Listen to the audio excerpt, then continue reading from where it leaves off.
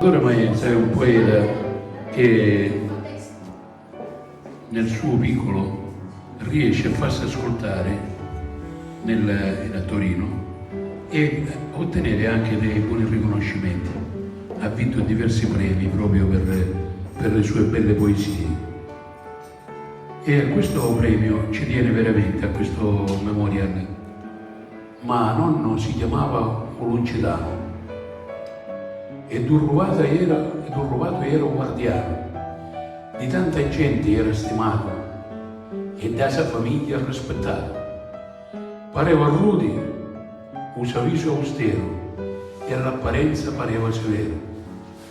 Ma un sapore era chilo d'amore e un viso chilo di colori. Passò tutta la sua vita intorloato e di un bel ricordo hai osservato.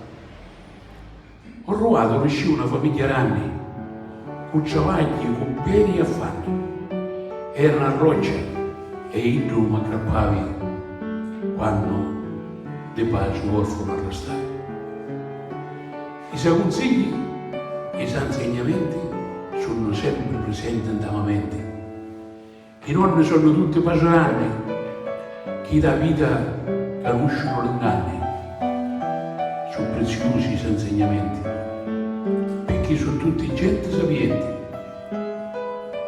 La pelle da sua faccia è tutta rizza, perché sono tutti perle di saggezza.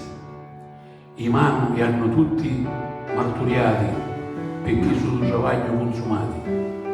La nonna da casa è regina, fece sacrifici di sera a mattina, per correggere una famiglia ranni, lavando robe e stendendo panni. I nostri nonni sul libro di storia, di conoscenza, di sapere e di memoria. Senta la vita buona ti vuoi suare, buoni consigli non lasciare. I nonni sono fissati con parlare, perché i nipoti vanno consigliare, ma i nipoti sono stufi da ascoltare, perché il telefonino li hanno guardare.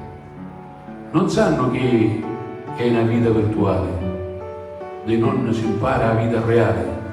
Una volta in ero fatto, per nonni c'era il massimo rispetto, oggi non sempre sono rispettati e se là sono soli e abbandonati.